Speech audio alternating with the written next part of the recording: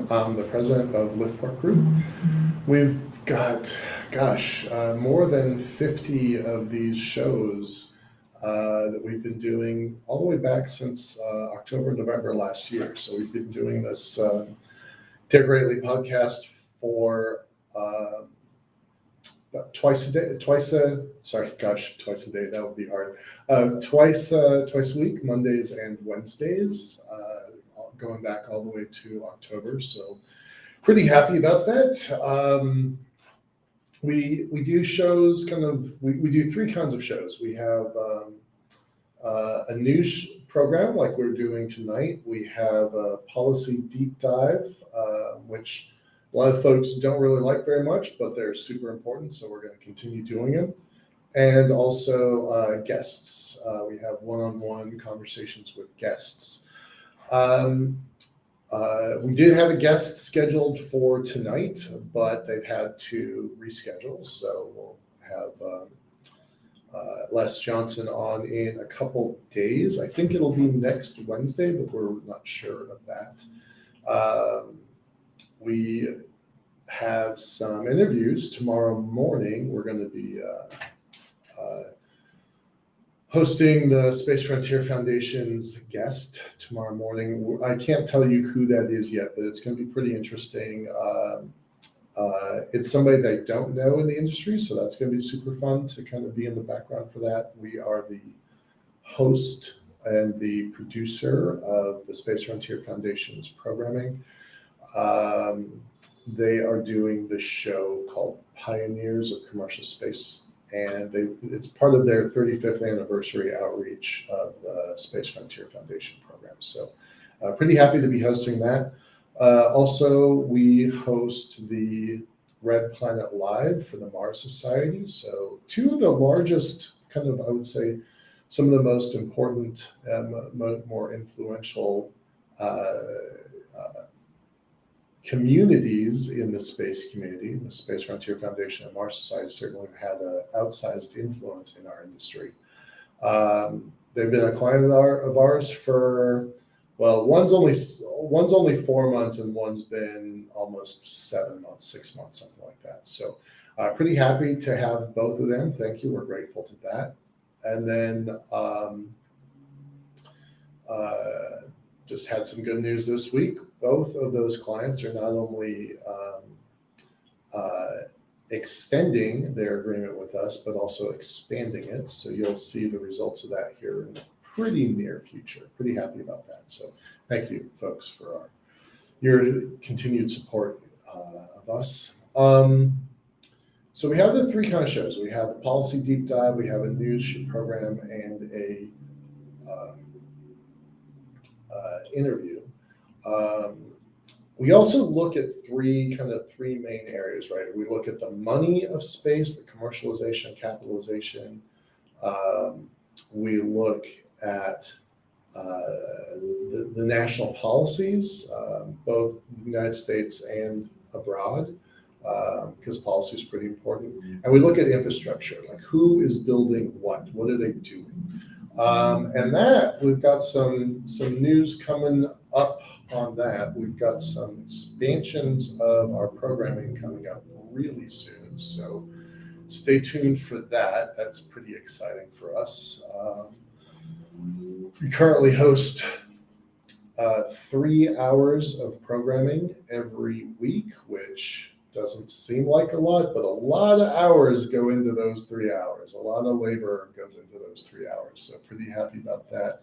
And I think we're going to start expanding that in the near future. So watch for that. That's going to be fun. Tonight's episode is really looking at the news. There's been actually quite a bit of interesting news and papers coming out this week. So we're going to dig into that for a bit. It's a lot, so I'm going to try and go somewhat fast. So just bear with me. We're also trying to kind of like make our format a little bit more crisp. So stick with me. This could be a bumpy ride, but it could be fun. So with that, we're going to jump straight into it. So this article, let me get a link here and share the screen.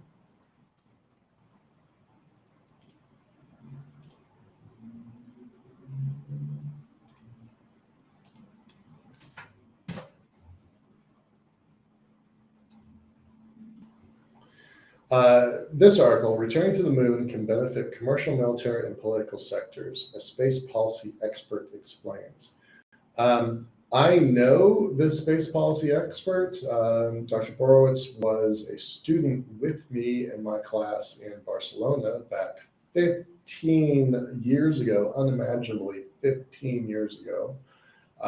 She has since gone on to go for her I believe, double master's and a PhD. So she's a professor at Georgia Tech.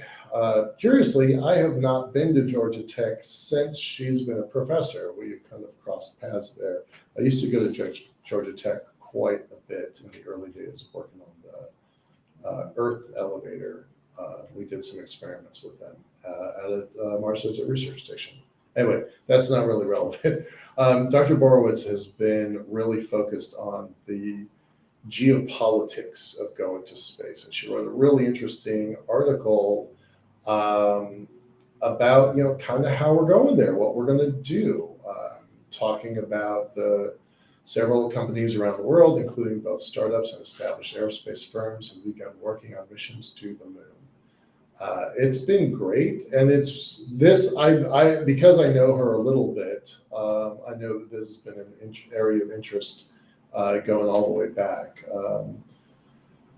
She was in our same program back in Barcelona. She wasn't on this team. She wasn't on my team there, but she was aware of the Google Lunar X Prize and the commercial interests in going back to the moon all the way back 15 years ago. So pretty well-grounded person, really focused on this.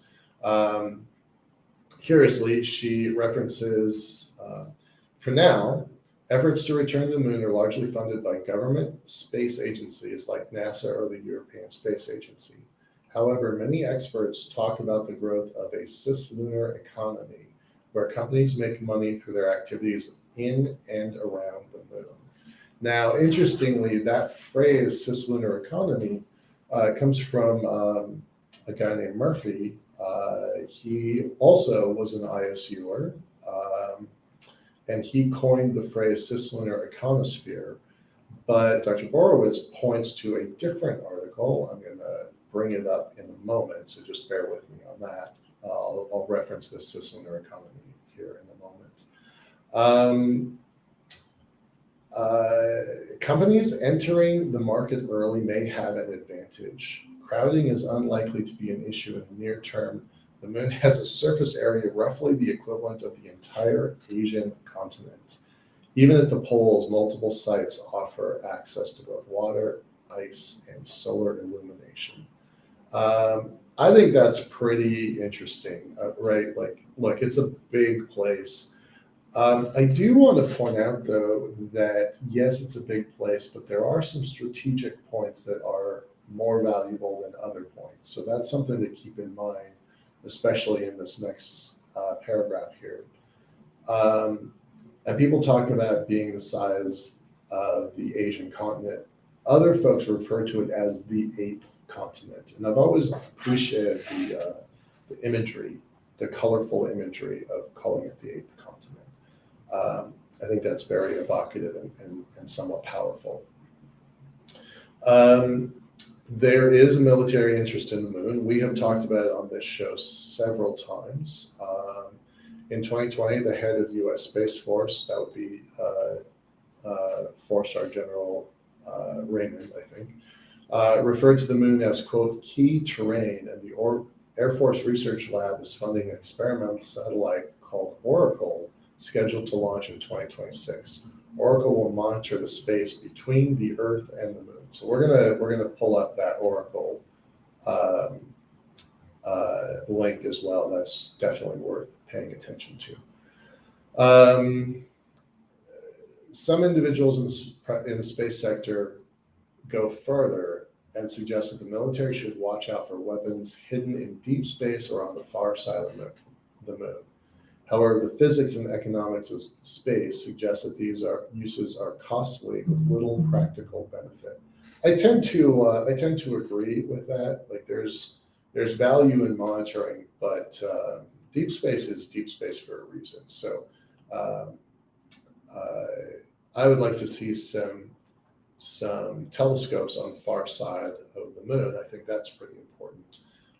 But when my team went down and visited with the chief scientist of the U.S. Space Force a couple of years ago, we had the coincident timing that we arrived just 3 days after China had landed a probe on the far side of the moon, a robot on the far side. And you can imagine things were a little tense during that conversation. So the Apollo program is famous for its role in the U.S. and Soviet mid-20th century space race. The United States' ability to land humans on the moon was interpreted by many around the world as evidence of U.S. technological superiority and the capabilities of a democratic and capitalist society. Some have suggested that the U.S. is now in a new space race, this time with China.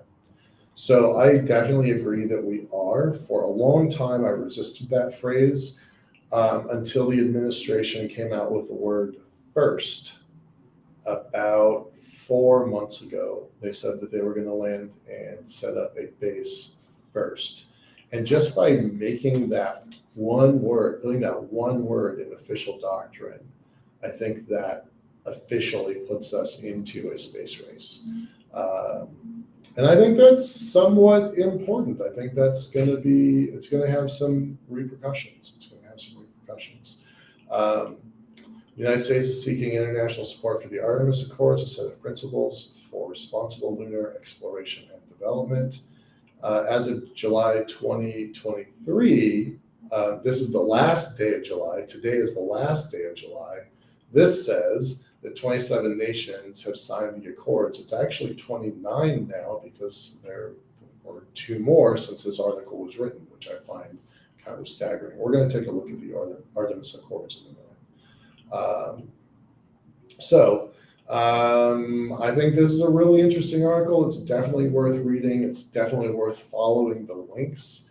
The last piece here, ever since humans have last left the moon in 1972, many have dreamed about the days when people would return.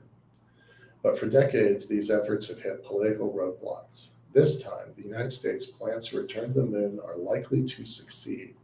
It has the cross-sector support and the strategic importance to ensure continuity even during politically challenging times. So pretty interesting article here. It references several pieces, so I'm going to dig a little deeper into those pieces. So just bear with me for a moment. Here's another link in the article. This one is talking about the cislunar economy. It goes into some depth about recent developments from the new space industry have seen the appearance of a number of new companies interested in the creation of a self-sustained economy in cislunar space. Industries such as asteroid mining, moon mining, and on-orbit manufacturing require the existence of a developed economy in space for the business cases to close in the long term, without the need to have the government as a permanent anchor customer. So I'm going to point out that this article, also written by another person from ISU, Carlos created, it did not work, but he created a cislunar company. I'm not going to dig into his history there, but he created a cislunar company to focus on communications and observations. Ultimately, that company did not get funded, so he did not continue with it. But Carlos has a background, I'm pretty sure, with McKinsey as a consultant in their space sector. So that was crafted after he wrote this. He wrote this in December 2017. So his space company was born, slowly died and he's gone on to other things. But Carlos definitely has credentials in this field. So his paper is pretty interesting. There are some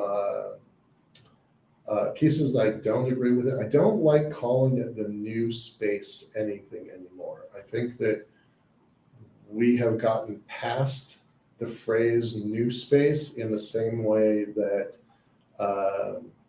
in 2003, nobody called a company a .com company anymore.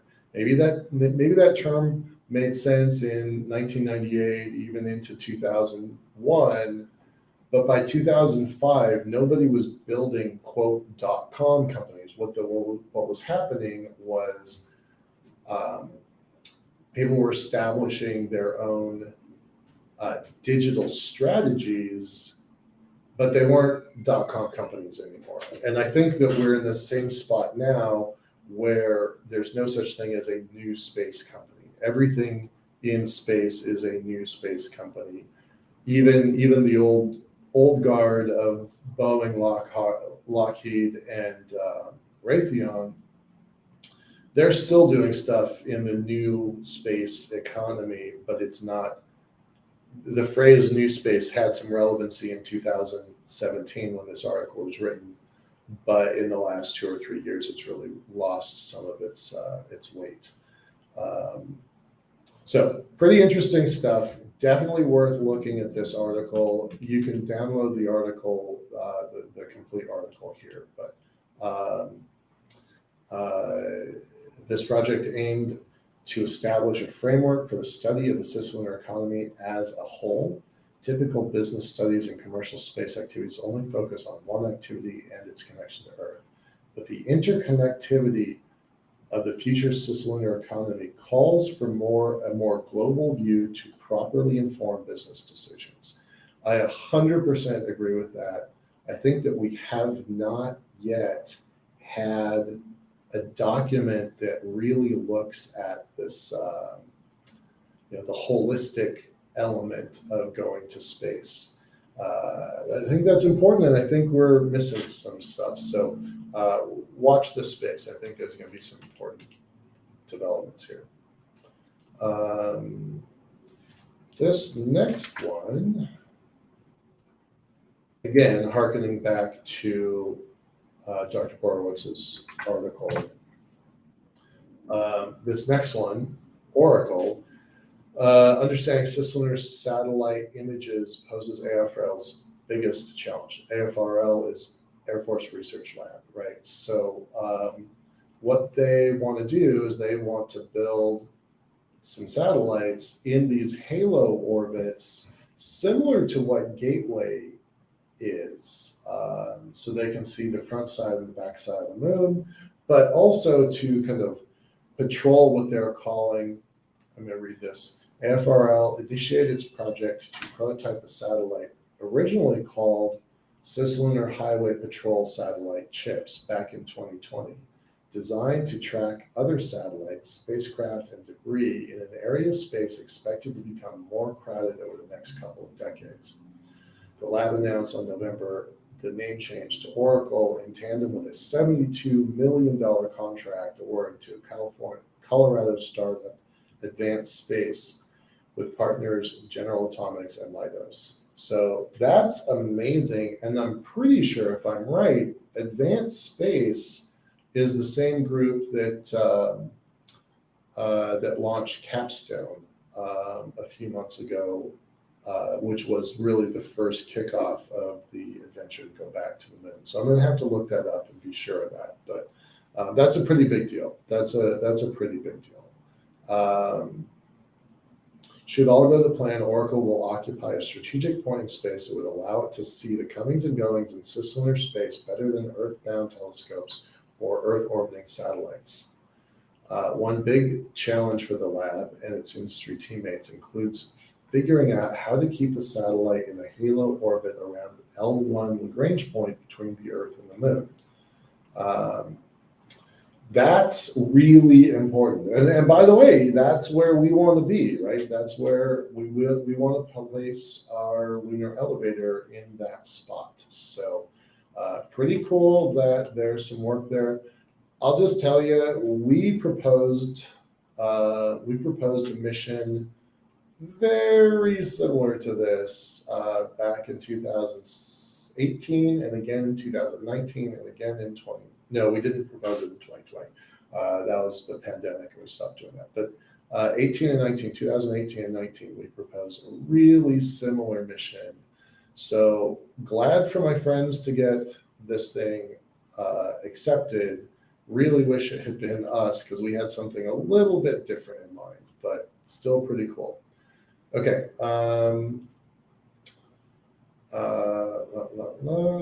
Let's change gears. One more thing regarding that article by Dr. Borowitz. Let's see it right here. So this is just the Wikipedia article referring to the Artemis Accords. They've got 28 countries and one territory have signed the accords. Curiously, and that's just as of 3 days ago. Argentina is the most recent one, and there are some interesting political ramifications from Argentina signing. So this is the world focused on Artemis Accords. I've seen a map recently that showcases the folks signing up for the Chinese program to build out their lunar observatory settlement. And it's China, Russia, I think it's somebody else over here, I forget where, but there's about 5 countries that have signed on. So pretty interesting.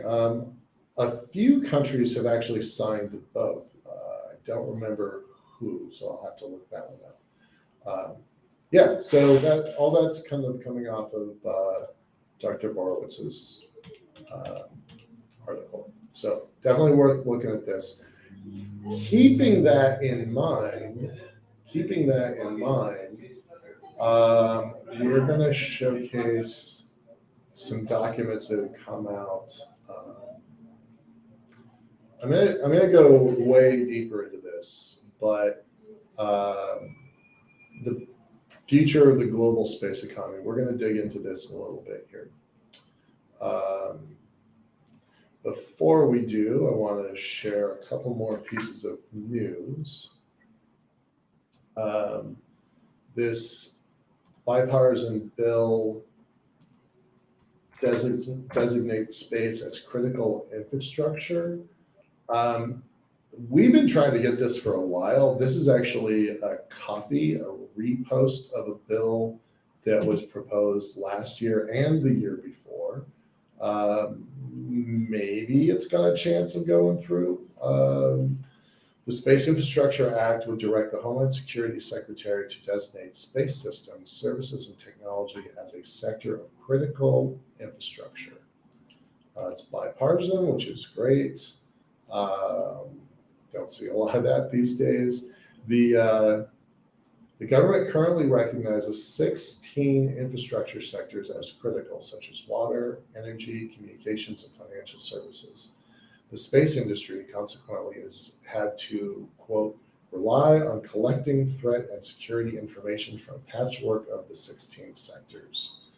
The bill is meant to ensure that space gets its own cogent security analysis of the space-based assets upon which our society relies. I gotta tell you, I'm so glad that somebody is paying attention to this.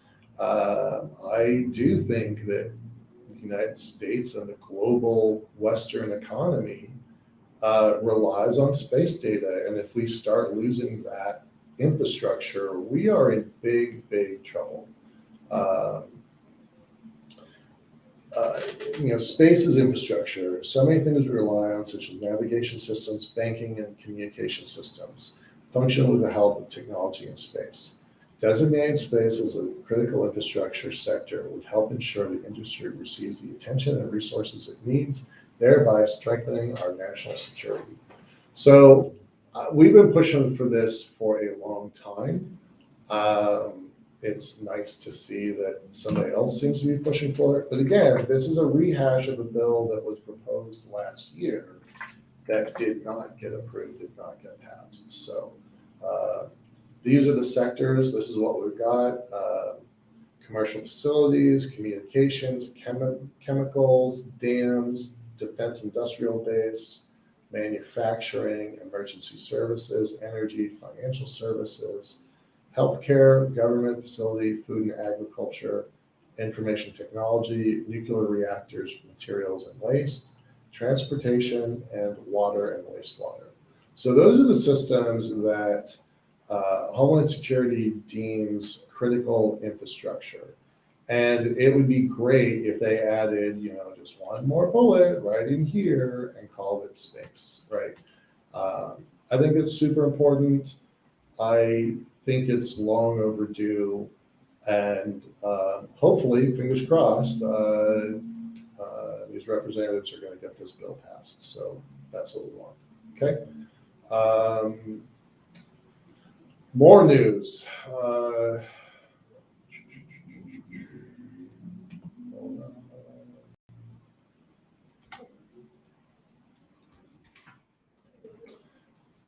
Whoops. Hey, what just happened here? Nope.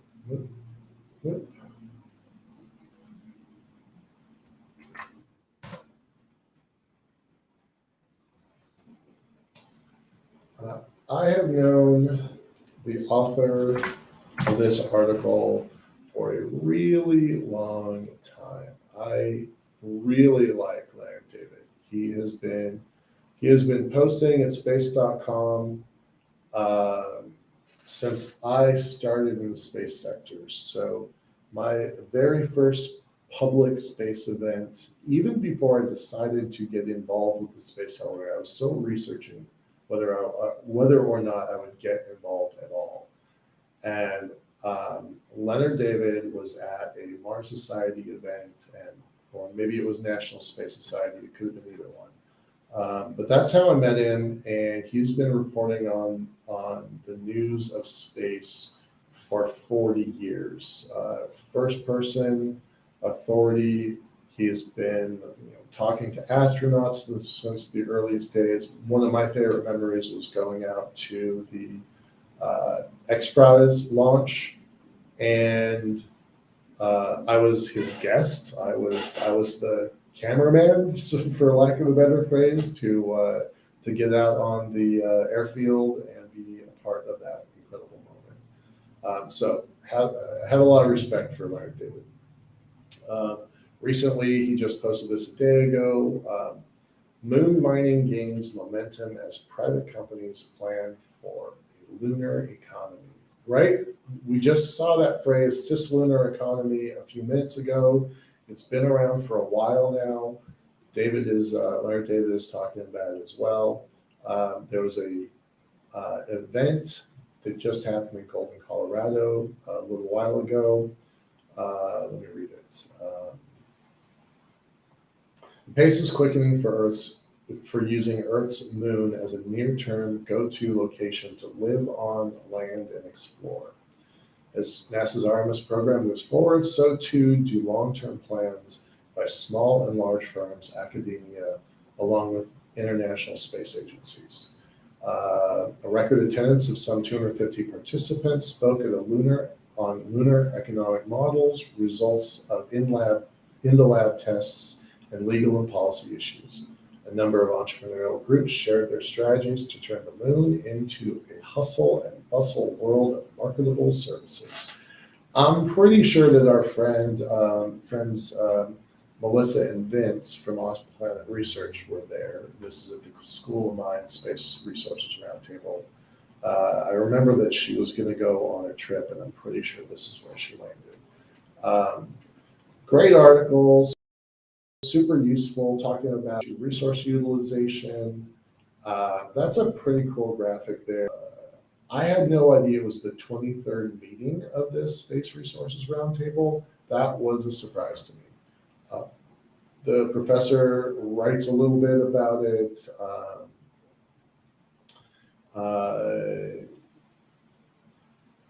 I think, yeah, future priorities. For its part, NASA has been blueprinting a long-term vision for ISRU, in situ resource utilization, or using the materials that you find where you find them.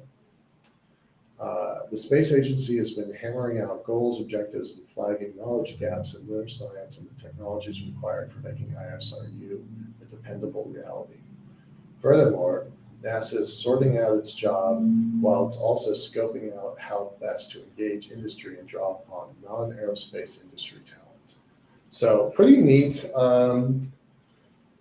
It's fantastic to kind of see this stuff taking shape, right? All the folks from Intuitive Machines were there. They're probably going to have the next robot on the ground, so that's going to be fun. I love this, McMurdo on the moon. If you're not aware, McMurdo is the Antarctic research station down at the bottom of the world. I love this graphic of it, and I like the idea of taking this and placing an equal city-sized system on the moon. I just think that's fabulous. The moon is still the right place to go. Pick a place and you build up infrastructure, because that's how you get your foothold. Just love the idea of building out a giant research site on the moon. So pretty fun. That's really cool. Like seeing that stuff happen.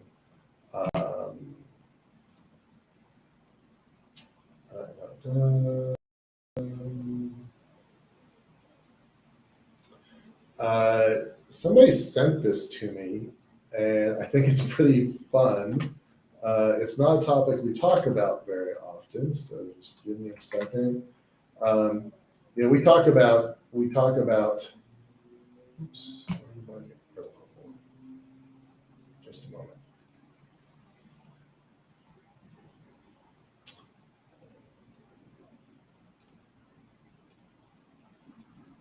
Just a moment. We talk about the infrastructure space, policy, commercialization.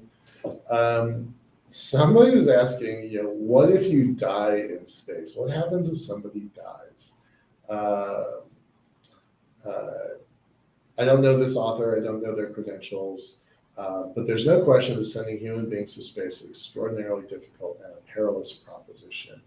Since human space exploration began just over 60 years ago, 20 people have died. 14 in the NASA Space Shuttle tragedies of 86 and 2003, 3 cosmonauts during the 1971 Soyuz 11 mission, and 3 astronauts in the Apollo 1 launch pad fire in 1967. So seriously, there's been nearly 700 people that have gone to space, and only 20 of them died. Now, I'd say those are pretty good odds. Maybe not great odds, but pretty darn good odds.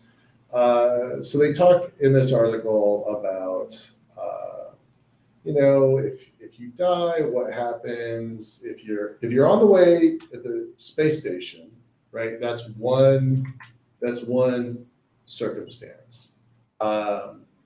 If you're to and from the moon, that's a different circumstance. And it gets really complicated if you're heading to and from Mars, right? So pretty interesting. It's kind of fun. It's a little on the fluffy side. It's definitely meant for a different audience than we normally have, but still thought it was a pretty clever thing to share with y'all. On the not so good, not so great things to share with y'all, you all know that we've been monitoring Starship right from the beginning. We've been monitoring, SpaceX, and I've been saying for a while now that SpaceX has a history of not exactly playing by the established rules, right? And for the one side, they're really good at sending things up, letting them blow up, figuring out what happened wrong, and fixing them, right? That's their mode of operation, right?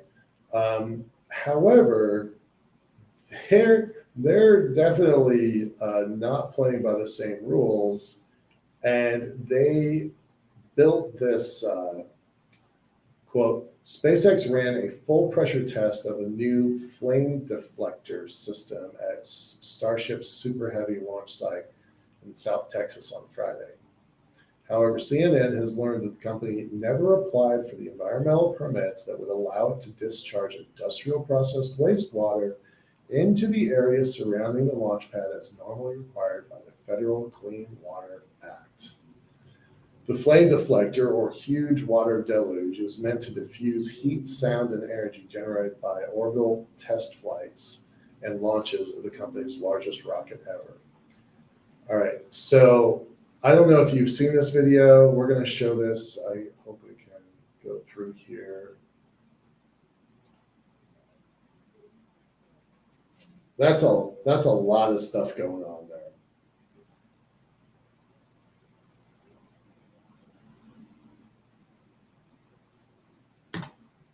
And I think that just a few months ago, they didn't have any sort of water trenches or heat trenches, flame trenches, and they blew up a very big chunk of their launch facility, right? Concrete and plaster was just sandblasted the area for hundreds of feet, half a mile. Damage in the parking lot, damage to the superstructures around it, damage to the infrastructure nearby. I think you can see some tanks here that are not very far away. There's a new fence you can see in this image. So, right, they're like, okay, well, we learned our lesson. That was a hard way to learn it. It was an expensive way to learn it. So, okay, let's put in some flame trenches and water. Okay, cool. Everything makes sense. Except for, let me reiterate, the company never applied for the environmental permits that would allow it to discharge industrial processed wastewater into the area surrounding the launch pad. That is the same mistake they keep making.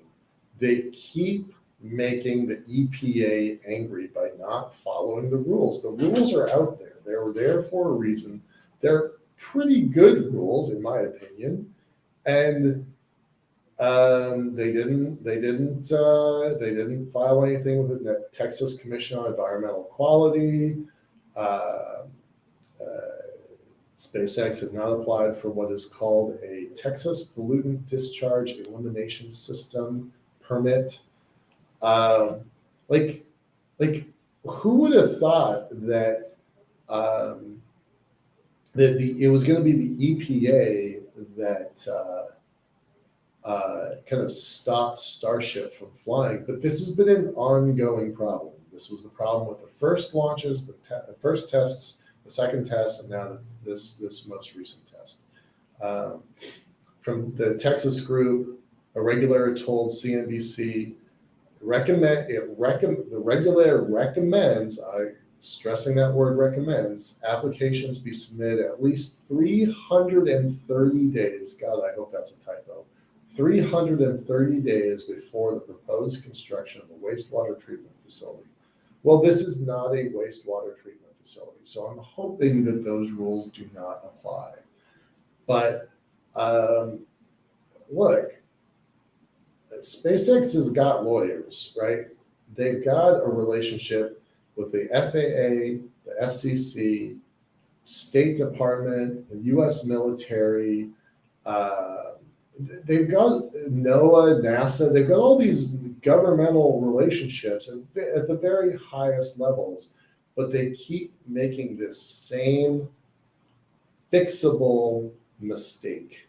So it's just a shocking amount of water, and it's a simple error that they could have gotten right.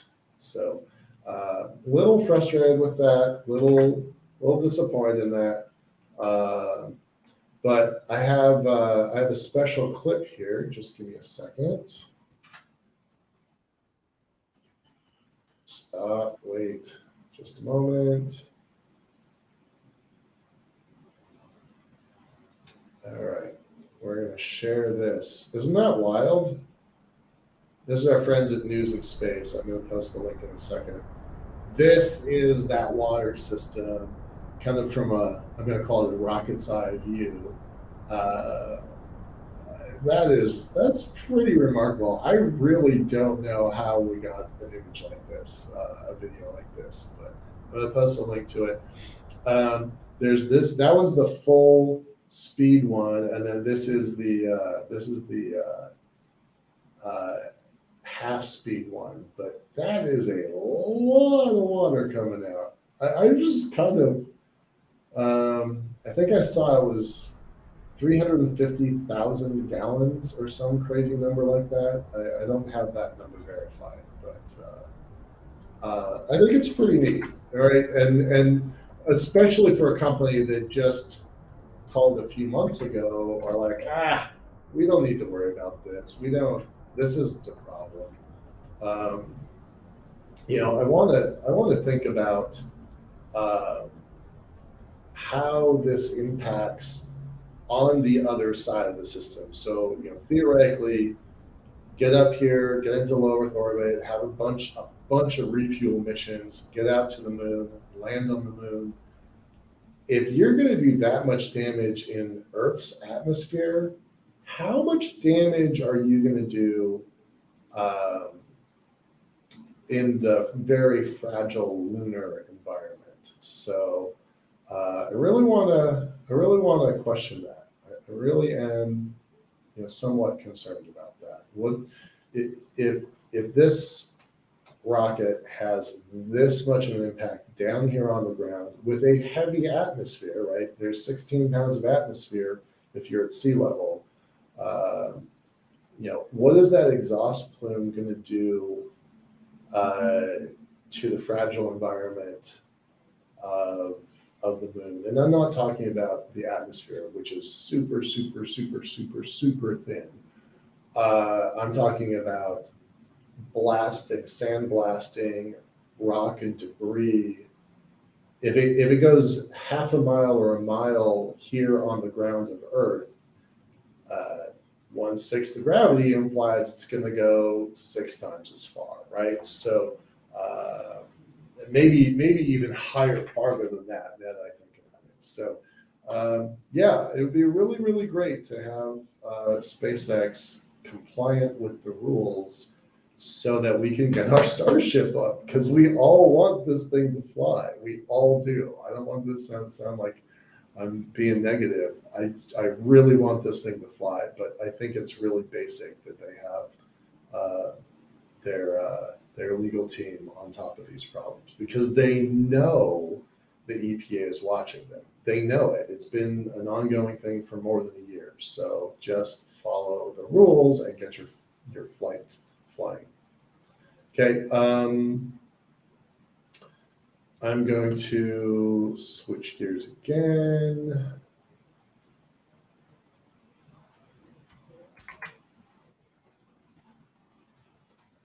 And this is where we're going to spend kind of the rest of the afternoon. There's 2 reports. I talked about this the other day. This is the Pew Research, Pew Trust, and how the views of Americans in the priorities of NASA and the impacts of private companies. I talked about this a couple days ago. There were 10,000 respondents to this. Nearly 70% say it's essential for America to be a leader in space exploration.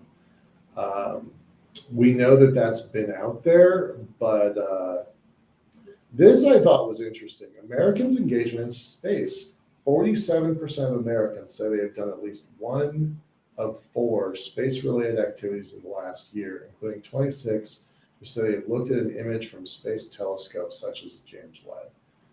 That's a lot higher than I ever remember engaging in space. I did not think it was that high. So 1 in 4 Americans is a pretty big deal who looked at SpaceX, and almost half have done something. So that's a remarkable number. Um, this one kind of kills me a little bit. 55% of Americans think that people will routinely travel in space as tourists in the next 50 years. 2073, that seems so shockingly far in advance, far from here. It is really hard to understand that. Excuse me, sorry, sneezed. Don't know what caused that.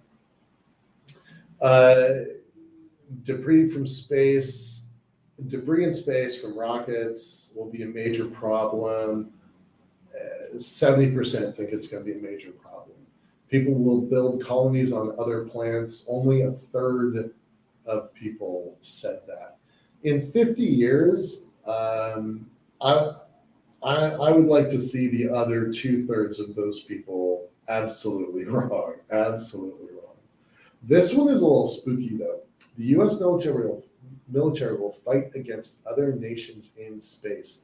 It's 44 to 54% there, and that's in the next 50 years. I wonder, of these 10,000 respondents, how many of them are aware that it's space data that is keeping the very asymmetric fight between Russia's invasion of Ukraine, that is space data keeping Ukraine alive. So as far as I'm concerned, uh, there's already using space data for a fight down here on the ground. I wonder how long or if or when or how this quote, the US military will fight against other nations in space. I hope that is a lot farther away than 2073, but I do think that maybe definitions of this are probably pretty important. This kills me. I don't understand this. I genuinely don't. Americans place monitoring asteroids that could hit Earth at top of NASA's priority list. 60% of these people said it was the top priority to monitor asteroids. I said this a couple days ago before I really dug into this report. I went to Capitol Hill back in 2004, 2005, two different times, those 2 years. And we were trying to get people to pay attention to the asteroid threat. And nobody wanted to hear that. Nobody did. So it's pretty shocking to me that this is a real priority now. Half of the people want to make sure that we are monitoring Earth's atmosphere, Earth's climate. So I think that's pretty important. And only 11% think it's worthwhile to send people to Mars, and only 1% more, 12%, want to send people to the moon. This has big political ramifications, right? Combined, sending people to the moon and Mars is slightly more than a third of the people who want to monitor asteroids. So that's a pretty big deal, and there will be political fallout from this one. I think. I just have a guess about that. Most Americans think NASA is cool. They should. That's especially good. The last thing I'm gonna talk about is this piece. Republicans and Democrats have much in common in their views on the U.S. role in space and NASA priorities, but differ on monitoring Earth's climate. This makes so much sense, right? Most of us agree NASA should be going out doing some cool stuff. Most of us agree that the U.S. should have a leading role in space. I think that's pretty straightforward. it doesn't surprise me that there's a difference between the Republicans and Democrats on climate change, right? We've seen that divide for the last 10, 15 years now, getting more and more and more bitter and angry. But yeah, it's really cool. I think this report, I don't know who's going to read this in political circles. I hope that people do. I thought this was pretty fascinating. So I'm going to recommend that y'all take a minute to download this and read it, because there's a lot to it. There's a lot to it. And in our last 10 minutes, I'm going to show something that only came to my attention just a few hours ago when I was prepping for this show. So yes, it's in German. Just that's it's a German consultancy that is putting together this just a second. Space 2040, the future of global space economy, the English version. I took German in high school. I did. I was terrible at it. I promised my teacher I would never take German again. I faithfully upheld that promise. I don't know anything about this company, not one thing. So I don't want to vouch for them. But I was pretty impressed. If you go through and if you give them your email address, they're going to send you this report. It's 133 pages. I mean, it is a no joke report.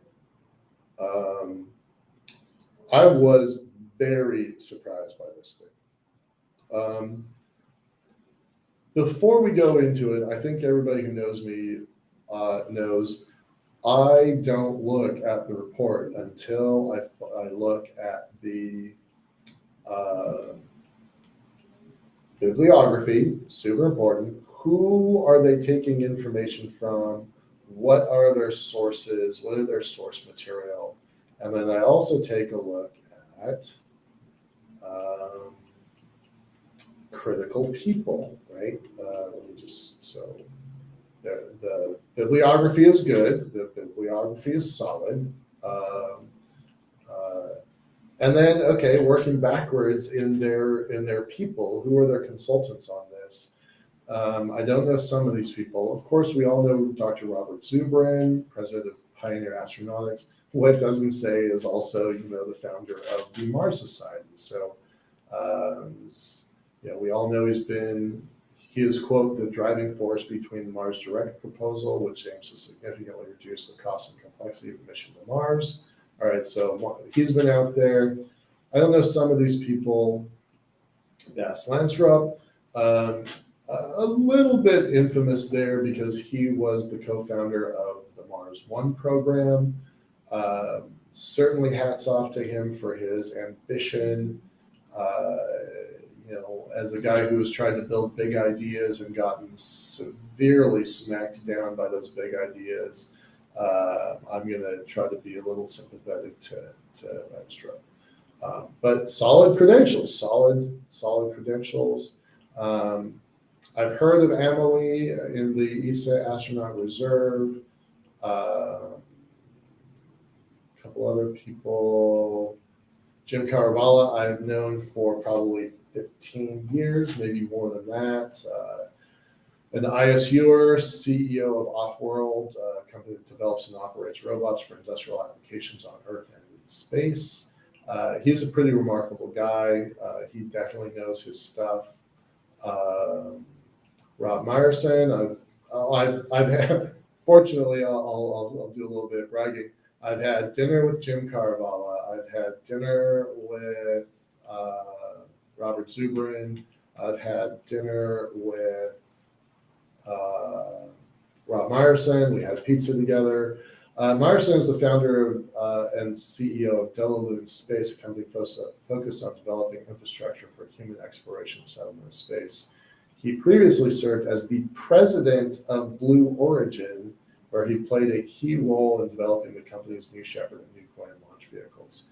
Yeah, so Meyerson is a total badass in space. So super impressed by him. He grew Blue from employee number, I think he's employee number 21 to more than 6,000. So pretty remarkable guy. So that's what I do. First thing I do before I even read the report is like, who are the people in this thing, right? So given that, there are really good people in this thing. So then, all right, now I'm going back to the front of the document here. Beautiful graphics, absolutely beautiful graphics. Little nitpick, a spacesuit cannot have your hair flowing. This is not a spacesuit anymore. This is just a shell. If your neck is exposed, it's not a spacesuit anymore. So I'm like, really, that's such a amateur error. But anyway, I love the graphics of this. I really do. I've been very impressed by this document. It's fascinating reading. It speaks to the point that I've been saying for a while, is that we don't have a good map to the future. So they're looking out to 2040, like, okay, right, what does that look like? But they've got some of the big parts here. Starship and reusable mega launchers as key enablers, digital twin or remote physical work in space, nuclear power, space-based solar power, experimental level. What kind of infrastructure are we talking about? Space mining. I have not ever agreed with helium-3 on the moon, unlikely by 2040. I love seeing that. I think that's very accurate. Private space stations are super important. I think that's going to be a really big deal.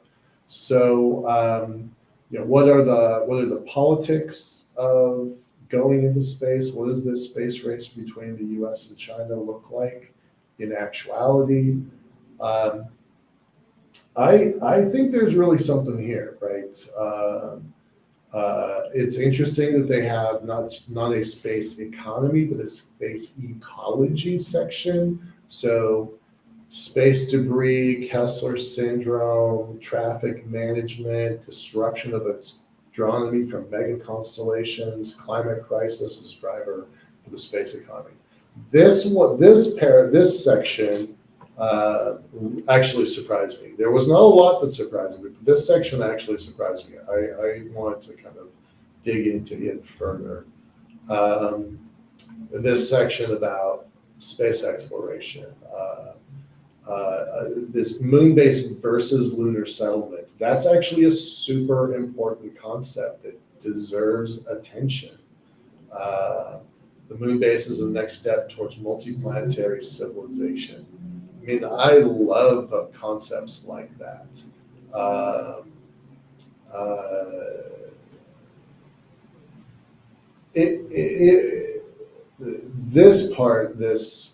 This space economy, growth beyond $1 trillion. Well, we just learned a couple days ago, $548 billion economy, $548 billion space economy now. That's where we are now. We're $500 billion, more than $500 billion now. So to say it's going to grow beyond $1 trillion in 17 years, that is a very safe bet. I think that number is going to be substantially higher. My friend Peter Gerritsen, once talked to me about there's going to be a day when the off-Earth economy is bigger than the on-Earth economy. Now, I think that's a long ways away, but I think it's very doable. I think that's definitely going to happen. So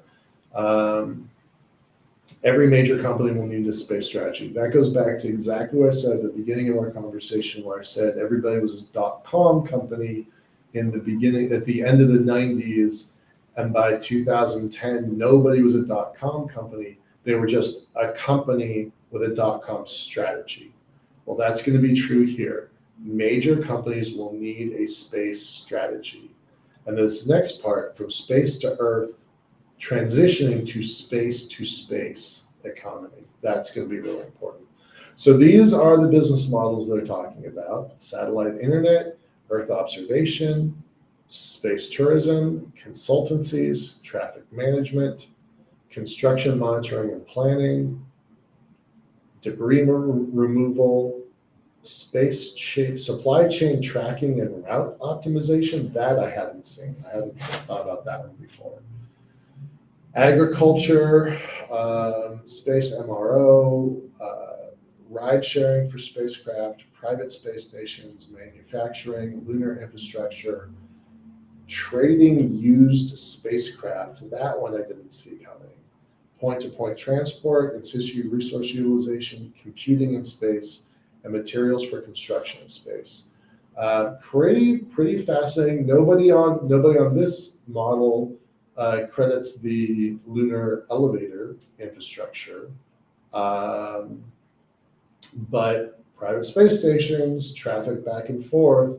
I think that's really interesting. So this is their report. I do think it is a fascinating read.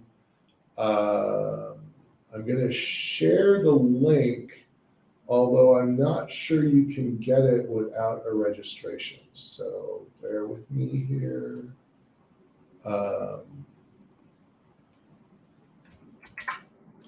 But this goes back to my comment that the industry needs documents like this, forward-looking documents that imagine the future, but imagine the future with data. So I want to do something kind of like this, but a little bit different, that has data. So we'll see how that goes.